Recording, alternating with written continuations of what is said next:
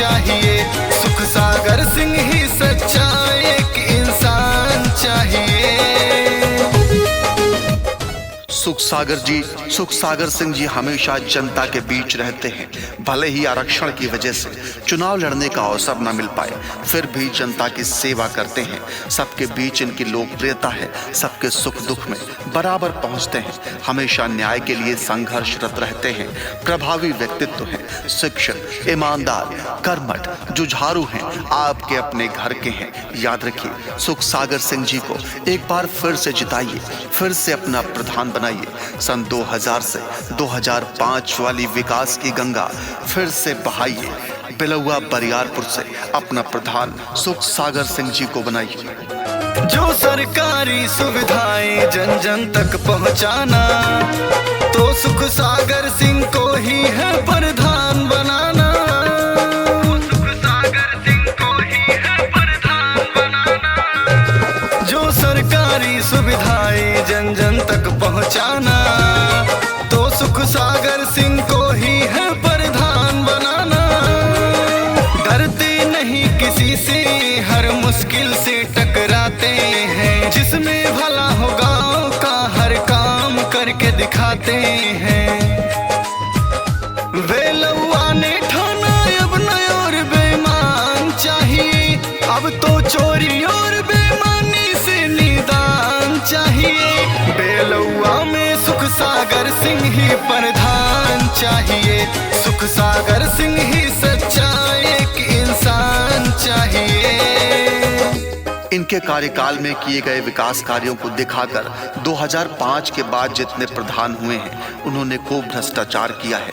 जनता को न्याय दिलाने के लिए हमेशा दल बल के साथ खड़े होते हैं सुख सागर सिंह जी। जनता के प्रति इनके समर्पण को देखते हुए इनको एक सच्चा और ईमानदार जनसेवक कहा जाता है। याद रखिए, सुख सागर सिंह जी को एक बार फिर से जिताइए, अपना प्रधान बनाइए। जन जन की सेवा ही है मेरी जिम्मेदारी। एक ही अकेला शेर है 100 चोरों पे भारी। एक ही अकेला शेर है 100 चोरों पे भारी। जन जन की सेवा ही है मेरी जिम्मेदारी।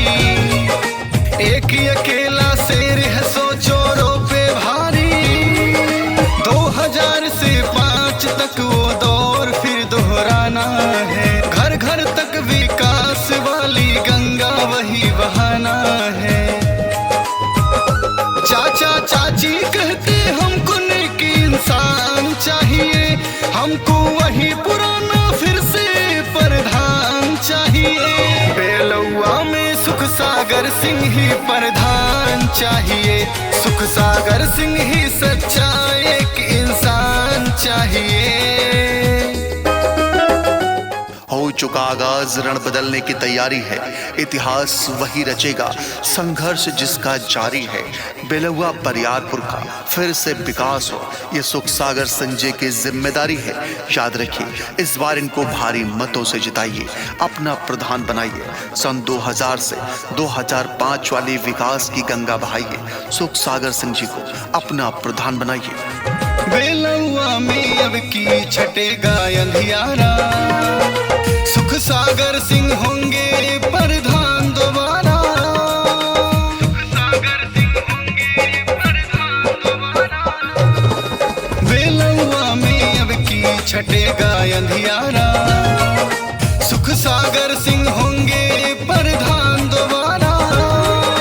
जिसने अपने कार्यकाल में सारा गांव चमकाया था, छोटे बड़े का भेद नहीं था, सबको गले लगाया था।